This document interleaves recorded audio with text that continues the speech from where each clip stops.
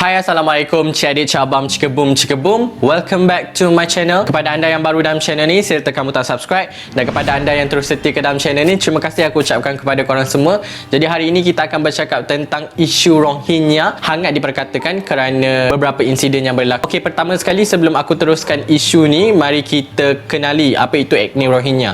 Semenjak 1982 lagi, etnik Rohingya ini tidak diberikan sebarang kewarganegaraan kerana mereka sebenarnya tinggal di sebuah tempat di Myanmar iaitu Rakhine. Lebih spesifik lagi, dia punya populasi lebih kurang 1.1 juta dan mereka ini kebanyakannya beragama Islam. Mereka lahir dalam keluarga Islam. Mereka ni ada yang duduk dekat Bangladesh, ada yang duduk dekat Myanmar. Tetapi kedua-dua negara ini tidak memberi kerakyatan kepada mereka. Kerakyatan mereka tu dinafikan hak. Perkara ini bukan baru sebenarnya. Perkara ini telah lama diperkatakan. Dan ingat lagi tak kisah di mana penghampusan etnik di Myanmar, di mana etnik Rohingya dibunuh beramai-ramai, rumah mereka dibakar, dan disebabkan itulah kebanyakan warga meminta perlindungan daripada negara-negara seperti Indonesia, Singapura dan juga Malaysia. Tetapi Malaysia sangat berlembut hati kerana memberikan penempatan sementara ataupun memberi perlindungan sementara kepada mereka, dilindungi oleh NGO dan juga UNCHR untuk memastikan kebajikan mereka dijaga. Isu ini berkait rapat daripada kapal yang ingin mendarat di Langkawi 16 April hari itu, dan Malaysia tidak membenarkan kapal itu berlabuh di perairan kita dan menyebabkan NGO bersuara yang menyelar tindakan kerajaan kita tidak membenarkan kapal itu mendarat di perairan kita dan menyebabkan ramai yang mati di dalam kapal tersebut yang dinaiki oleh warga ataupun etnik Rohingya. Pertama sekali, Malaysia ada hak untuk terima ataupun tidak.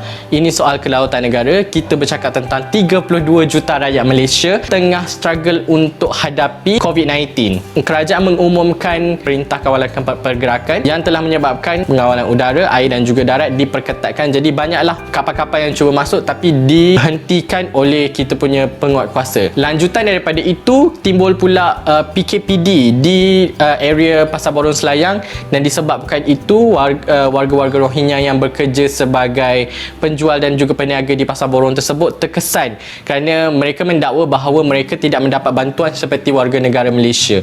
Of course, sebab kita warga negara Malaysia. Tapi anda hanyalah pelarian yang diberi perlindungan sahaja. Dan mereka tak perlu risau sebab UNCHR telah memberikan kebajikan kepada mereka sebab donation yang orang beri semua telah disalurkan ke situ. Jadi mereka sebenarnya dilindungi. Mereka ada kad itu sendiri. Dan NGO pun telah membantu mereka. Tapi yang menjadi isu adalah apabila Ketua Majlis Persatuan Rohingya Malaysia telah mengeluarkan satu surat iaitu menuntut hak sama rata seperti rakyat Malaysia. What? No way. This is too much. So rakyat Malaysia sangat berang dengan surat yang tular itu, tapi sampai sekarang masih belum ada pengesahan tentang surat itu sendiri, korang kena tahu. Tapi isi kandungan tersebut telah meminta pendidikan secara formal dan juga hak kesamarataan seperti perlindungan daripada kerajaan Malaysia seperti warga negara Malaysia lah. There's no way. Sebab kerajaan kita akan lebih fokuskan kepada warga negara kita daripada masalah lain. Korang faham tak? Ni macam menangguk di ayam keruh. Disebabkan itu, netizen Malaysia sangat-sangat marah. Mereka kata adalah keluar cerita yang mengatakan sebenarnya etnik Rohingya ni dekat negara mana-mana pun tak diterima. Sebab apa? Sebab dia orang punya perangai. Disebabkan itulah mana-mana negara pun tak diterima kecuali Malaysia. Betul ke? Tapi aku pun tak pasti tentang kenyataan tu. Yang pasti dekat Malaysia ni, warga Rohingya yang mendapat perlindungan lebih daripada 100,000 ataupun angka yang sebenar adalah 170,000. Number tu agak besar. So sebenarnya mereka tak perlu risau sebab UNCHR, dan bagi aku negara Malaysia tak patut mengiktiraf mereka sebagai warga negara Malaysia dan tak patut memberikan perlindungan kepada mereka sebab mereka ni beri betis nak peha. Kita dah tolong tapi melebih-lebih pula. Menggunakan isu agama Islam, sebenarnya mereka menunggang agama. Menggunakan isu simpati untuk kepentingan diri sendiri. Jadi kepada rakyat Malaysia dan juga kepada kerajaan Malaysia, jangan sampai kera di hutan disusukan, anak di rumah mati kelaparan. Stay home, stay safe. Kepada anda yang tak tahu kisah ni, sekarang anda dah tahu, dan share video ni kepada rakan-rakan anda. Turn on notification bell, komen dekat bawah anda punya pendapat, dan aku serahkan persoalan ni kepada anda semua. Patut ataupun tidak kita beri perlindungan kepada etnik Rohingya itu sendiri. Jadi stay at home, stay safe. Assalamualaikum.